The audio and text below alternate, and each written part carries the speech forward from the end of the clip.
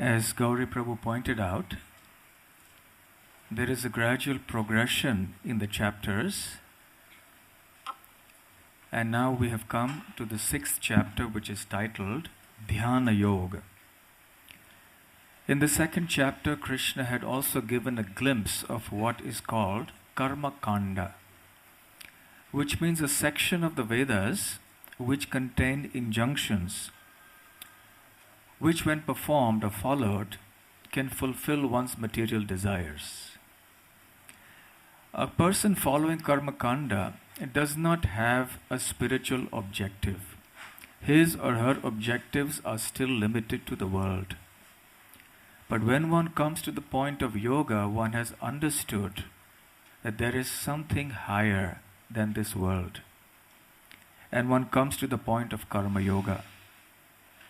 And by acting in a spirit of detachment, one also cultivates knowledge. The next chapter, therefore, is Jnana Yoga. And knowledge eventually culminates in meditation, in absorption upon the Lord. And therefore, the 6th chapter is titled Dhyana Yoga. Krishna begins this chapter by defining what a real sannyasi is. A sannyasi is not simply one who abstains from action, but rather one who works actively for the pleasure of the Supreme Lord. Krishna describes the various processes that are part of the eightfold yoga system, which is called the Ashtanga yoga system. It's very difficult, not possible in this day and age for us to practice this system. And with all the telephones ringing all the time and the internet on and attracting our attention, the noise and the mental disturbances, it is not possible for us to do this. When Arjuna hears a description of this Ashtanga yoga system, 8-limbed yoga system, his response is, "My dear Krishna, this is impossible. Because all that you are saying involves control of the mind. And it is impossible to control the mind. One may somehow be able to control the raging wind, but to control the mind is impossible, because it is so restless, turbulent, and obstinate." And Krishna says, "Yes, Arjuna, you are right. The mind is indeed everything that you say it is. But abhyasena tu kaunteya vairagena cha grihiyate." So by regular practice and by renunciation, it is possible to steadily control the mind. Arjuna's next question is about what would happen if he was unsuccessful on this path of spirituality. He has neither attained success materially or rather he has abstained from so many material things and not enjoyed the material way of life. And then he doesn't attain success in spiritual life either. So then he is in a very complex situation where he has attained success in neither. So Krishna says, "No worry, Arjuna. If a person has done even a little bit of Krishna consciousness in this life, he or she is assured of success eventually. In the next life, one would continue from where one left off in the previous life." In other words, Lord Krishna makes a very important point, that Krishna consciousness is a subject that is cultivated over many lifetimes. So every one of us sitting in this room here were also devotees of some kind in the previous life. Otherwise we would not be here today. And Srila Prabhupada says in the purports, one cannot come to Krishna consciousness without having had some connection with it in a previous life.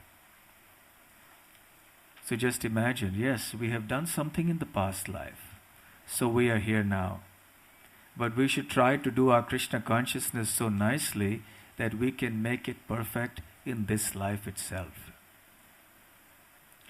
And then Krishna concludes in the last verse by coming to the point of devotion, where he says that one who is always absorbed in me, constantly serving me with devotion, is the topmost yogi. In other words, now Krishna is talking about the devotee or the bhakti yogi. And it is on this note that he concludes the 6th chapter. Having been through karma kanda, karma yoga, jnana yoga, dhyana yoga, he has culminated in bhakti yoga. Devotional service to Sri Krishna as the topmost goal. A few words now about the 3 divisions of the Bhagavad Gita. It is explained by our acharyas that the 18 chapters of the Bhagavad Gita can be divided into 3 parts of 6 chapters each. And one acharya, Srila Vishwanath Chakravarti Thakur, has given a very beautiful analogy. He says that you could compare the Bhagavad Gita to a treasure chest.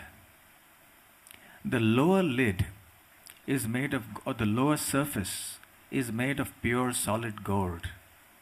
And that represents the first 6 chapters which we have just read. And that is Karma Yoga, primarily, although Krishna talks about other things as well. The upper lid of this chest is also made of gold, but is encrusted with various valuable jewels and rubies and so on. That represents the last 6 chapters, that is chapters 13 to 18. And the primary subject in these last 6 chapters is Jnana Yoga. And then in between the lid and the surface, the bottom of the chest, within lies a precious jewel. That's the middle 6 chapters, which is devotional service, bhakti.